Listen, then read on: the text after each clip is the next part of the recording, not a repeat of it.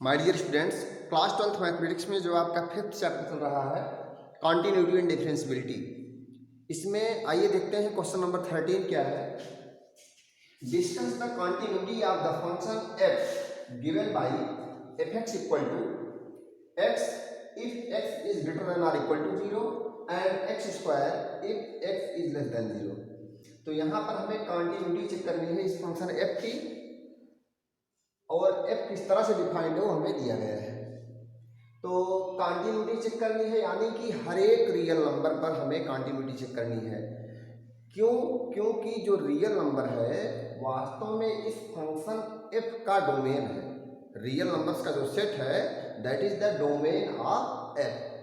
तो हमें पता है कि कॉन्टिन्यूटी चेक करने के लिए हमें जो फंक्शन दिया गया है उसके डोमेन के हर एक एलिमेंट पर कॉन्टिन्यूटी चेक की जाती है। और यदि दिए गए फंक्शन के डोमेन के हर एक पॉइंट पर आपने कॉन्टिन्यूटी चेक किया और हर एक पॉइंट पर कॉन्टिन्यूअस है फंक्शन, तो हम कहते हैं वो दिया गया फंक्शन f क्या है, एक कॉन्टिन्यूअस फंक्शन है। तो आइए देखते हैं कॉन्टिन्यूअस फंक्शन है कि नहीं है।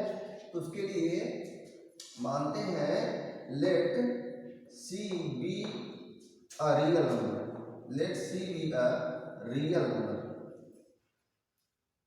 आइए देखते हैं, केस फर्स्ट लेते हैं। जब ये जो है, जब रियल ये c जो है यदि ये 0 से छोटा रियल नंबर हो, when c is less than 0। आइए देखते हैं, when c is less than 0 that means when c is negative, when small c is negative number, then value of the function, then value of the function, then value of the function f of x and x equal to c is equal to, जब छोटा होगा तब x square है, जब 0 से छोटा होगा c, जब वो नंबर 0 से छोटा होगा तो क्या हो जाएगा c स्क्वायर। x जब छोटा होगा 0 से तो x स्क्वायर होता है, c छोटा होगा तो c स्क्वायर हो जाएगा। तो ये c स्क्वायर हो गया, क्योंकि c क्या है, निगेटिव नंबर है। जाहिर सी बात है फंक्शन की वैल्यू क्या होगी, x इक्वल टू c पर c स्क्वायर। तो लिमिट ऑफ द फंक्शन आइए देखते हैं, left hand limit equal to limit of the function. आपको पता है चाहे हम लेफ्ट लिमिट लें चाहे इस c पर हम राइट लिमिट लें, directly left limit right limit same आएगी और वो क्या आएगी, x स्क्वायर ही आएगा। आइए देखते हैं, तो हम लिखेंगे direct limit of the function, limit of the function. कौन से फंक्शन की लिमिट ले रहे हैं, f of x at x tending to c। Limit of the function f x at x equal to c, तो क्या होगा, यही होगा।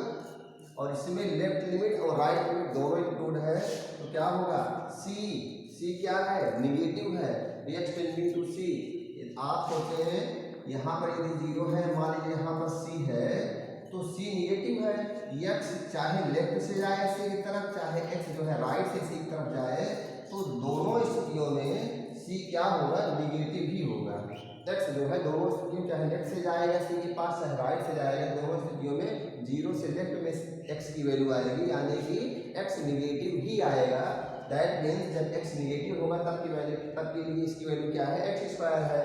तो इसकी वैल्यू होगी लिमिट ऑफ f x की वैल्यू क्या हो जाएगी, f x की वैल्यू हो जाएगी x square at x tending to c। अब यहाँ पर क्या हो जाएगा, इसकी वैल्यू x स्क्वायर है तो होगा क्या, c स्क्वायर हो जाएगा। लिमिट रखने तक क्या आ जाएगा, c स्क्वायर। तो आप क्या देख रहे हैं, limit of the function equal to value of the function. लिखेंगे since limit of the function is equal to value of the function at x equal to c, that is what, c square. So function fx, चाहे लिखें function fx is continuous at x equal to c, that means where c is negative number, negative real number। चाहे तो ऐसे लिखे function f is continuous at all real numbers at all real numbers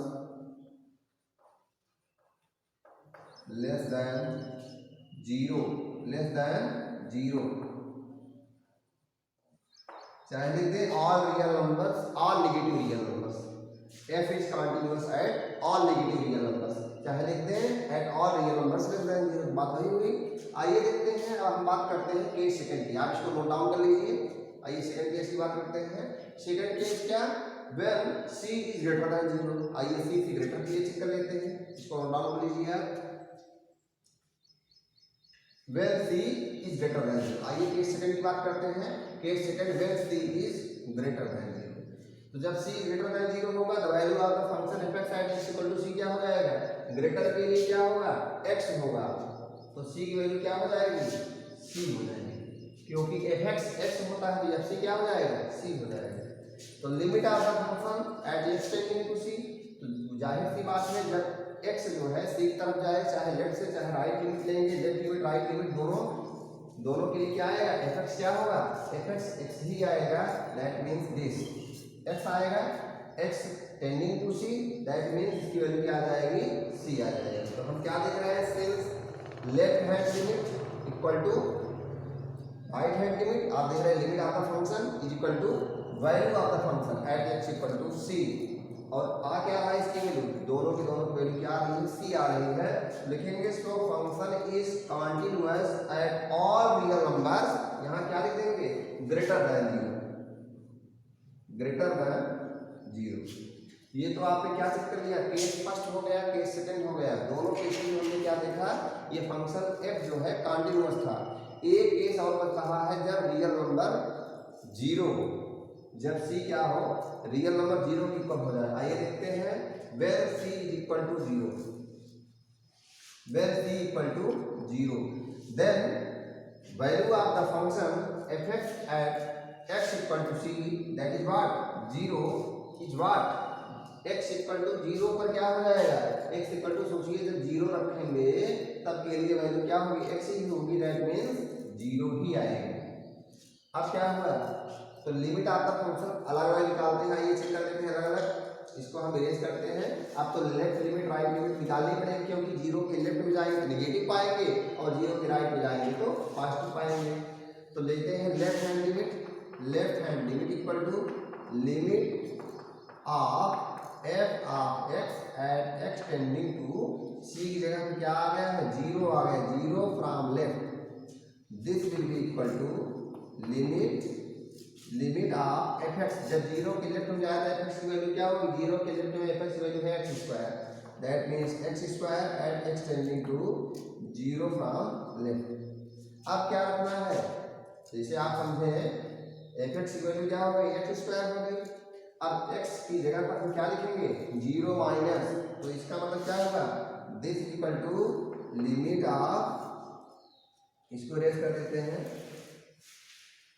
this equal to limit of x के place क्या रखेंगे, zero minus h रख लीजिए whole square and h tending to what, h tending to zero, this equal to, आप देखें minus h का square करेंगे क्या होगा, h² होगा, limit of h tending to zero क्या आ जाएगा, minus of x whole square equal to plus h², h tending to zero, so its value will be zero.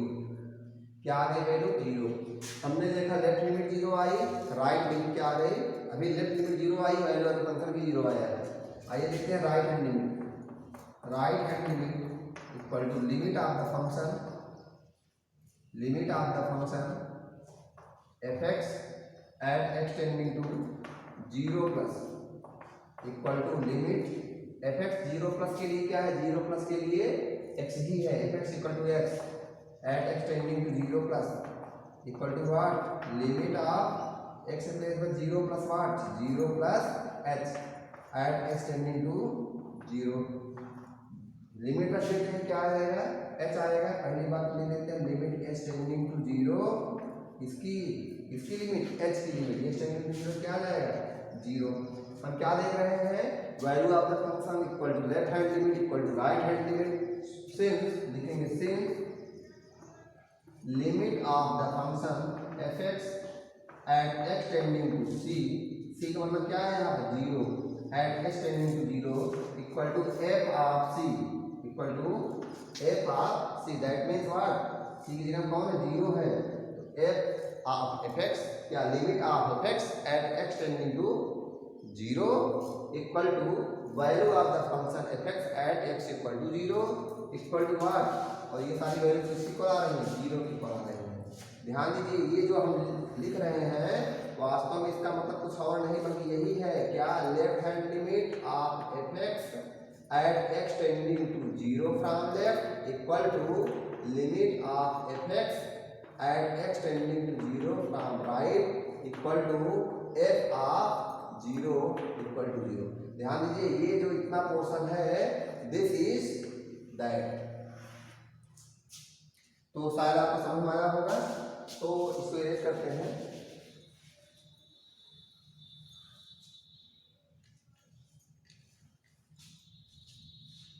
क्या हुआ इतना, इससे क्या लिख सकते हैं आपका, सो एफ इज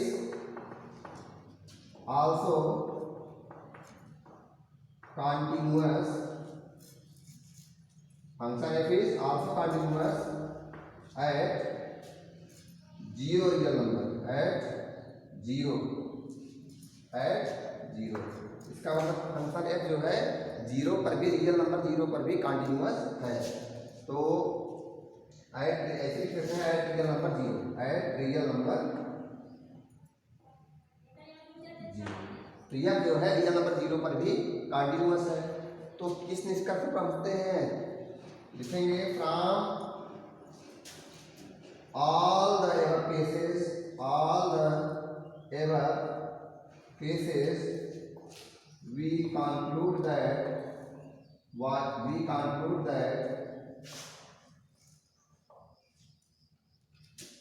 f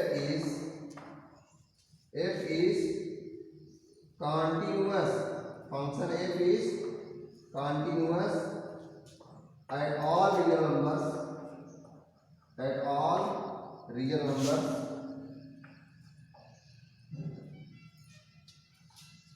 चाहे कहेंगे क्या, फ्रॉम, इतना या तो लिख सकते हैं या तो लिख सकते हैं from the all cases we conclude that f is continuous at all points in the domain of f, at all points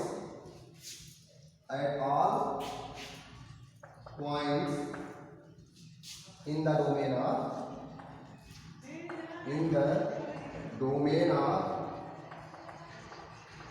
f, domain of f के हर एक पॉइंट पर फंक्शन f क्या है, कंटिन्यूअस है। तो क्या कहेंगे, सो अथवा लिखते हैं hence function f is a continuous function. So function f is, लिखेंगे हेंस फंक्शन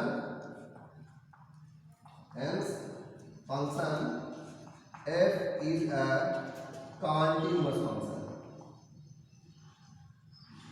कंटिन्यूअस फंक्शन। तो शायद आपका ये क्वेश्चन क्लियर हो गया होगा। आइए देखते हैं